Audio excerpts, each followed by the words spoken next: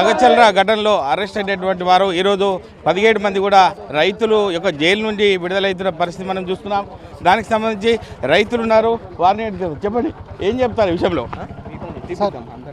Arrest అయ్యి బయటకు వచ్చిన తర్వాత విడుదలైనారు, ఏం చెప్తారు ఈ విషయంలో? ఏం చెప్తామన్నా, మా ఆస్తులు కాపాడుకోవడానికి జైలుకి వచ్చినాం సార్. మా ఆస్తులు కాపాడుకుంటాం.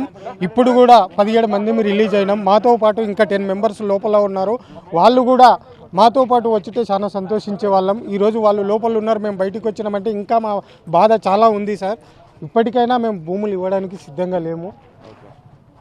మా ఆవేదన అనేది గవర్నమెంట్కు అర్థం కావాలి సార్. మేము చాలా బాధపడుతున్నాం.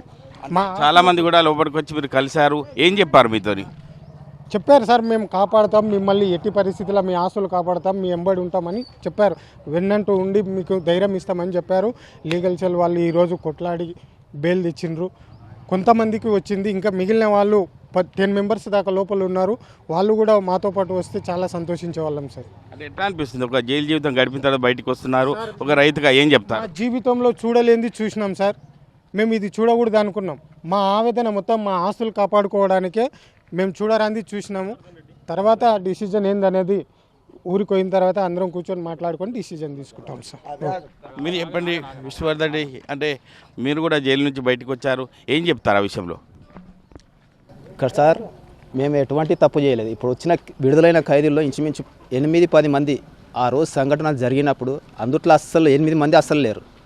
కానీ వాళ్ళు లేకపోయినా కూడా పట్టుకొని వచ్చిండ్రు. ఇది పోలీసుల అత్యుత్సాహం తప్పితే అక్కడ లగచడ గ్రామంలో ఉన్న వ్యక్తి ఇది మమ్మల్ని తీర పార్టీల వాళ్ళని ఇతర పార్టీల వాళ్ళని వచ్చి అరెస్ట్ చేసి జైల్లో 36-39 రోజులు మా బాధని ఎవరు చెప్పుకోవాలో అర్థం కాలేదు.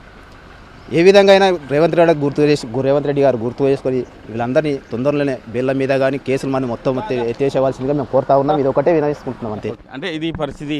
మిగతా వారు వస్తే కూడా బాగుండేది, ఎందుకంటే అరెస్ట్ అయిన అందరు వస్తే మాకు కూడా సంతోషం ఉండేది. ఎందుకంటే ఇది అత్యుత్సాహం వల్లనే, పోలీసులు చేసిన అత్యుత్సాహమే ఇది జరిగింది.